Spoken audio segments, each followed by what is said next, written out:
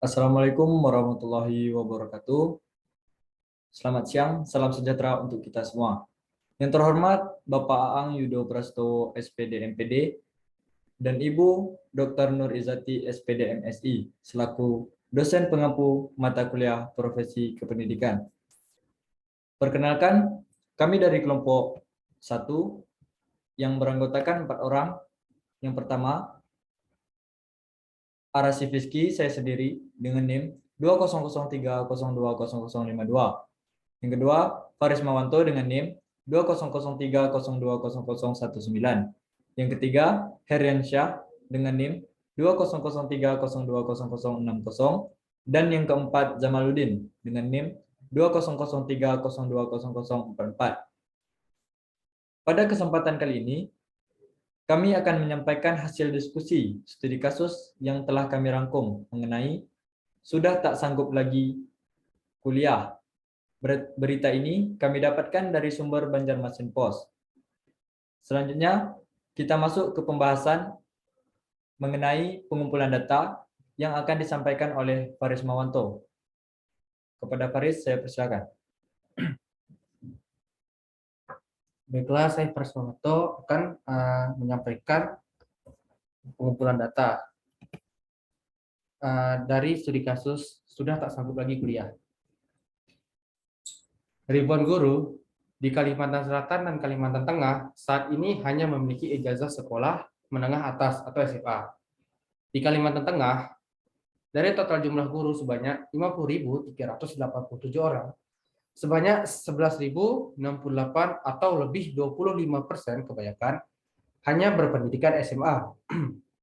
Sementara itu, di Kalimantan Selatan sendiri, angka guru yang masih berijazah SMA atau diploma terbilang banyak, khususnya di luar wilayah Banjarmasin dan Banjarbaru.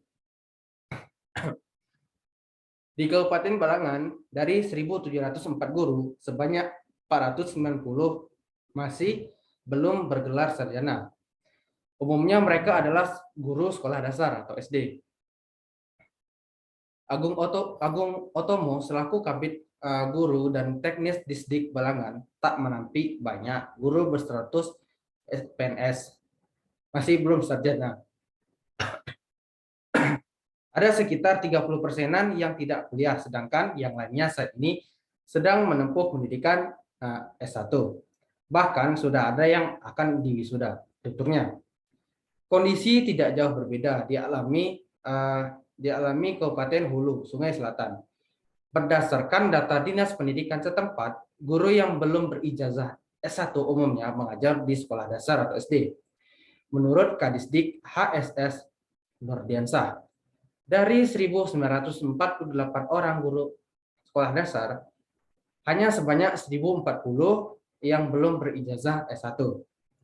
Sedangkan untuk guru SMP, dari jumlah keseluruhan 464 orang, sebanyak 101 orang yang belum memiliki ijazah S1. Sementara itu, Disdik Hulu Sungai Tengah berusaha meningkatkan grade para guru yang kini masih belum sarjana S1. Berdasarkan data dari Disdik setempat, jumlah guru berijazah SMA sebanyak 699 orang, SMK sebanyak 151 orang, dan bahkan di daerah ini mengantongi ijazah S1 sebanyak 2.191 orang dan S2 sebanyak 86 orang. Sisanya berpendidikan diploma 1 sebanyak 22 orang, diploma 2 berjumlah 906 orang, dan 53 orang berpendidikan diploma 3. Kondisi ini cukup baik dialami Kota Baru. Dari 2.300 guru, semua tingkatan sekolah dasar, sekolah menengah pertama, sekolah menengah atas, dan sekolah menengah kejuruan berstatus pegawai negeri sipil. Hanya 10% yang belum sarjana S1. Dari jumlah 230 guru itu umumnya mengajar di sekolah dasar atau SD dan di taman kanak-kanak. Di Banjarmasin sendiri, angka guru yang masih belum berijazah S1 masih lumayan banyak. Namun, kata Kadisdik Ifansyah, untuk jenjang SMP dan SMA, serta SMK, semua tenaga pengajar bergelar sarjana S1 dan S2. hanya 10% yang masih belum memiliki ijazah S1 yang mengajar di sekolah dasar, ujarnya. Tercatat angka guru yang belum berijazah S1 lumayan tinggi juga terjadi di Kabupaten Tanah Bumbu dan Tanah Laut. Di Tanah Bumbu ada sekitar 5.000 guru. Sekitar 19%-nya berstatus pegawai negeri sipil, tidak memiliki ijazah S1. Sementara Kadistik Tala Sihabudin Khalid mengungkapkan dari jumlah guru berstatus PNS di daerahnya sebanyak 3.454 orang. Sebanyak 904 orang yang belum memiliki ijazah S1. Tapi sebagian besar kini sudah menempuh pendidikan S1. Ujarnya. Baiklah, hanya segitu pengumpulan data yang bisa saya sampaikan. Selanjutnya analisis data akan disampaikan oleh Heriaza. Terima kasih. Baiklah, selanjutnya saya akan menganalisis data.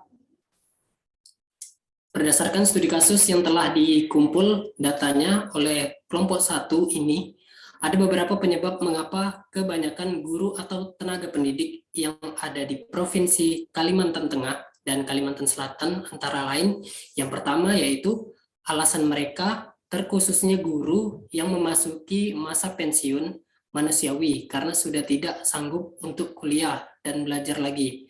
Mengingat usia mereka sudah mau atau sudah hampir memasuki masa pensiun juga merupakan salah satu alasan mereka tidak mau melanjutkan pendidikan ke sarjana atau S1.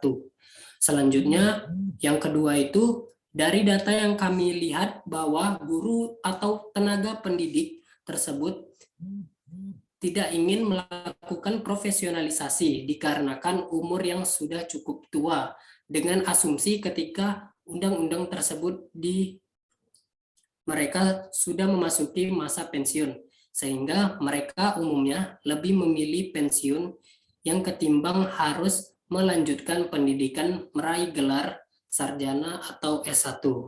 Selanjutnya yang ketiga itu ada aturan baru terkait lulusan tenaga pendidik yang ada di Indonesia pada Undang-Undang Nomor 14 Tahun 2005. Undang-undang itu mewajibkan guru berijazah sarjana atau S1 atau diploma 4. Langkah itu untuk meningkatkan kualifikasi pendidikan guru. Nah, yang selanjutnya itu tidak profesional sebagai profesi guru, karena sebagai profesional setiap guru diwajibkan untuk memperoleh sertifikat pendidikan. Sertifikat ini sebagai bukti pengakuan atas kompetensi guru atau calon guru yang memenuhi standar untuk melakukan pekerjaan profesi guru pada jenis dan jenjang pendidikan tertentu. Sertifikat itu adalah bukti profesionalisme guru, sebagaimana yang diamanatkan pada Undang-Undang Nomor 14 Tahun 2005 tentang guru dan dosen.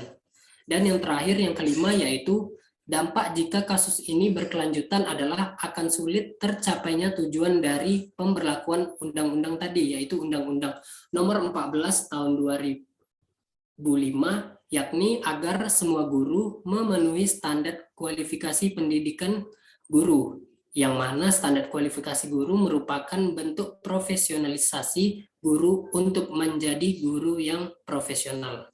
Baiklah, begitu saja dari saya.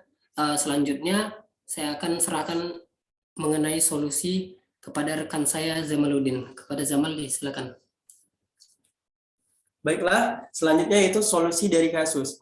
Nah, jika diamati dengan saksama, dapat kita lihat bahwa kasus tersebut membicarakan tentang upaya profesionalisasi guru dengan cara pemberlakuan Undang-Undang Nomor 14 Tahun 2005 tentang peningkatan kualifikasi pendidikan guru untuk menjadikan guru tenaga pendidik yang profesional. Nah, dalam hal ini sebenarnya sudah tertera solusi dari kasus yang telah dipaparkan, yang mana solusi yang diberikan sejalan dengan argumen dari kelompok kami yang kami rembukan. Dan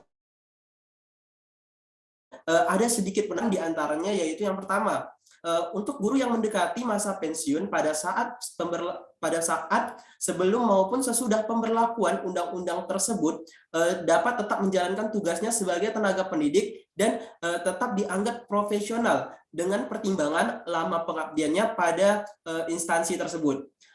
Yang mana solusi yang kami berikan ini sesuai dengan analisis yang pertama, yaitu alasan mereka terkhusus guru yang memasuki masa pensiun manusiawi karena sudah tak sanggup lagi untuk kuliah dan belajar lagi, mengingat usia mereka yang sudah tua atau sudah hampir memasuki masa pensiun juga merupakan salah satu alasan mereka untuk tidak melanjutkan pendidikan ke jenjang S1. Yang kedua yaitu memberikan atau menyediakan beasiswa bagi tenaga pendidik yang ingin melanjutkan studi, yang mana solusi ini merupakan bentuk apresiasi atau sebagai bentuk dukungan dari pemerintah terhadap calon tenaga pendidik.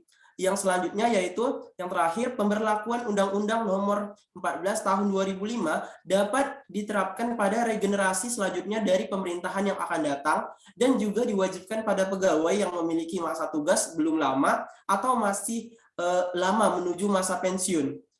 Sekian dari kelompok kami, terlebih dan terkurang kami mohon maaf. Saya akhiri, wassalamualaikum warahmatullahi wabarakatuh.